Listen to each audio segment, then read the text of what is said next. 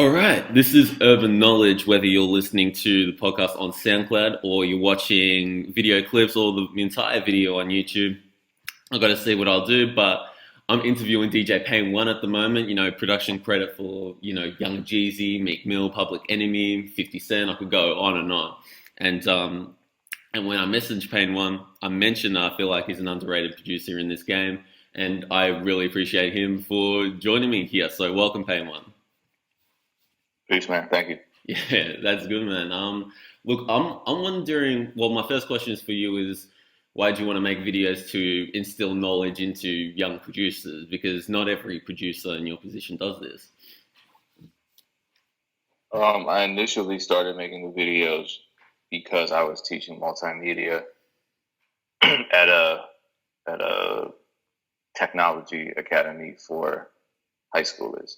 Yeah, So it was just supplementary study materials, basically, because I would only see them every other week, and they would forget a lot about what we learned, the week prior. So I just started uploading the stuff to YouTube and sending it out to all the students and seeing if it worked. But then what ended up happening was just the general public started watching the videos, and I realized there was a need for that type of content on YouTube. So that started maybe in, I don't know, 2006, 2007. mm. Yeah, for sure, man. And I feel like there's a great need for it now because your videos get pretty good views, and you're tackling a lot of topics that you know a lot of people need answers for. So I want to like as a producer myself, I appreciate you for doing that. And you recently just got off tour, so describe the tour, what went down, and what places you DJ'd at. Oh, it was a long tour. It was me and Soul. We were promoting our second full length album, Not Lose Mo, Yeah, um, which I believe is currently on sale as a bundle. So all four of our albums for only $20. That's a that's a plug. You can look that up. I don't know how many we have left. The hmm, last time I checked, there were like 15 left. But it started in France, and we had probably a good 3 weeks in France, just because France is a pretty big country. So we moved all around. And Europe, I'm sorry, not Europe. Europe's a continent. Germany, Austria, Belgium, Greece,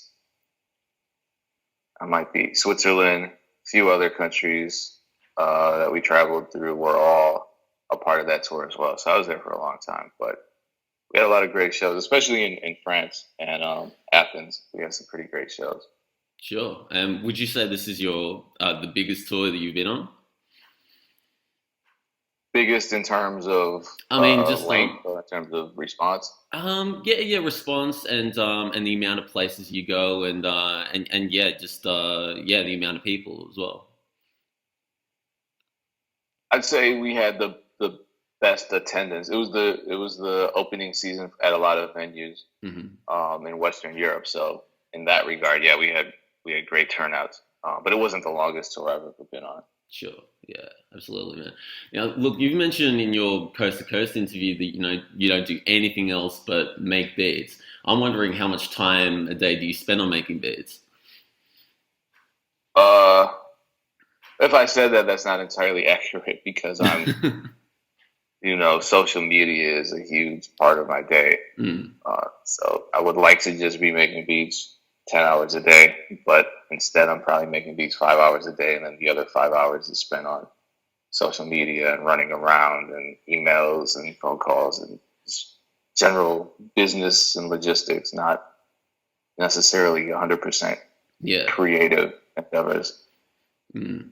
And did it take you a while to, create a really nice, good production workflow? Because I know for, upcoming Yeah. producers, that's difficult to have.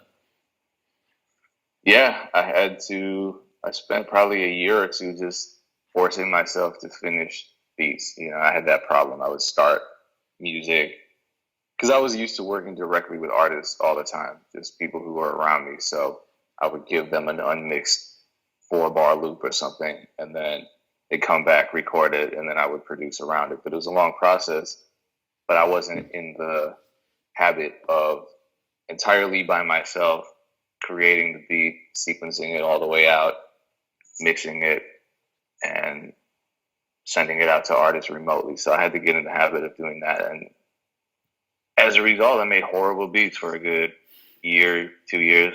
But I learned from that process. So at very least, if nothing else, I got into the habit of starting and finishing a beat. So no longer do I have a computer full of, 33% finished beats. Sure. I still have a couple, but if I don't like it, I just erase it. Yeah. And how important for you is it to get like a second, a third, fourth opinion on your beats? Because as producers, we're making beats, but we don't know if it's going to sound great or if it's a hit or anything like that. So how important is that for you to reach out and get some opinions? It's not at all. I mean, I hate 98% of everything I produce. So, you can't really tell me anything that I haven't told myself. I mean, some people, I shouldn't say it like that. It's just that there are very few people whose musical opinion I value highly, to whom I have access. If I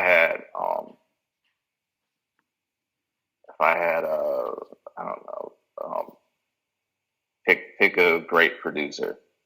If I had Boy Wonder in the studio, if I had, Premier in the studio every day, different story, and I could run ideas by them. Yeah, you know what I mean. Mm-hmm. Then cool. Yeah, I'd be asking them all the time, how can I improve? How can I improve? But I have very few people,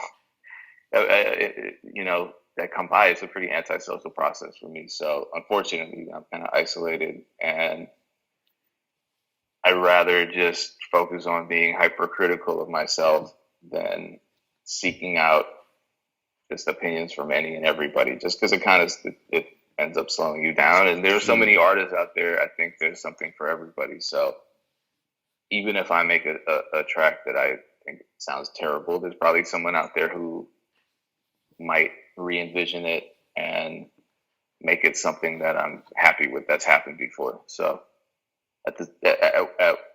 on one level, I have kind of learned to trust my own opinion. On another level, which completely contradicts that first point, I've learned that my opinion really probably doesn't matter that much in the grand scheme of things, because art is so subjective.